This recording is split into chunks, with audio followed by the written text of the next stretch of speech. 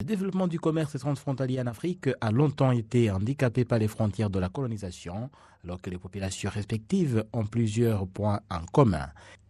S'exprimant à l'occasion du 41e congrès de l'Association des maires francophones à Kigali, le Premier ministre du Rwanda a fait remarquer que pour les pays qui veulent se développer, les frontières doivent servir plutôt de liens de rencontre et non de séparation.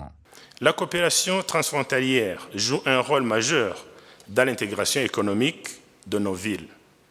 De ce fait, le développement des infrastructures transfrontalières adéquates est très capital pour abaisser les coûts des transactions et accélérer la circulation des biens et services. Je voudrais encourager les maires de villes francophones ici présents, ainsi que les membres de la société civile, à redoubler les efforts pour soutenir les initiatives plaçant la cohésion sociale, le vivre ensemble et le numérique au cœur de la transformation de nos villes.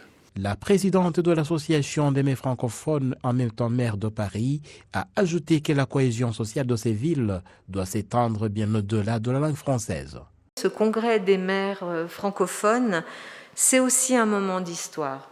C'est un moment d'histoire, bien sûr, de l'histoire du Rwanda, de l'histoire, bien sûr, des liens entre la France et le Rwanda. C'est aussi un moment d'histoire dans la relation entre la francophonie et le Rwanda. Et la francophonie, c'est bien sûr d'abord une communauté de langues, mais c'est surtout une communauté de valeurs qui porte haut la solidarité et la fraternité. Au cours de ce congrès, la Rwandaise Lydie Akizimana a été élue femme francophone de l'AMF pour ses efforts en faveur de l'éducation et de la lutte contre la pandémie de Covid-19. Pour pouvoir pallier à tous les défis dont nous faisons face en tant que monde, nous devons travailler ensemble, devons collaborer. Et cette collaboration entre les villes, le secteur privé, la société civile est très importante. Aujourd'hui, nous avons, à travers ce prix, on a pu démontrer qu'une collaboration entre le secteur privé et une mairie est possible et que ça peut donner des fruits. Donc vraiment, nous portons à la connaissance du public et nous aimerions vraiment porter un appel à tous pour pouvoir engager beaucoup plus d'entrepreneurs dans ce domaine-là, à travailler avec les villes, les districts, pour pouvoir résoudre les problèmes dans leur communauté. Certains participants au congrès de Kigali se sont déclarés fort édifiés par ces échanges fructueux et l'expérience plus poussée du Rwanda dont ils ont eu connaissance. La façon dont le pays a géré l'après-génocide, c'est exceptionnel.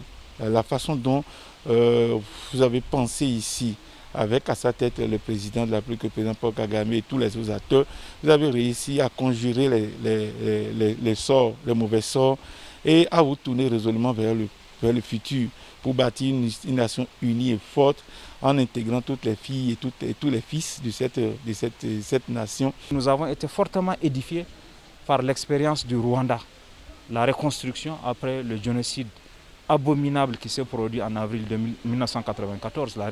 Le travail de cohésion sociale, le travail du vivre ensemble qui a été fait a été édifiant. Les Nigériens ont posé des questions pour davantage connaître l'expérience rwandaise et je suis sûr que les enseignements qui ont été apportés lors des discussions vont être utiles pour le Niger qui est à la recherche de la cohésion sociale, du renforcement du vivre ensemble. Après les échanges de la troisième journée, les participants au 41e congrès de l'AMF ont visité le site mémorial du génocide Gisozi en pleine capitale rwandaise, Kigali, et le musée de l'histoire de la libération du Rwanda, érigé dans les enceintes du Parlement rwandais. Jean Damascène Manishimwe à Kigali pour la télévision rwandaise.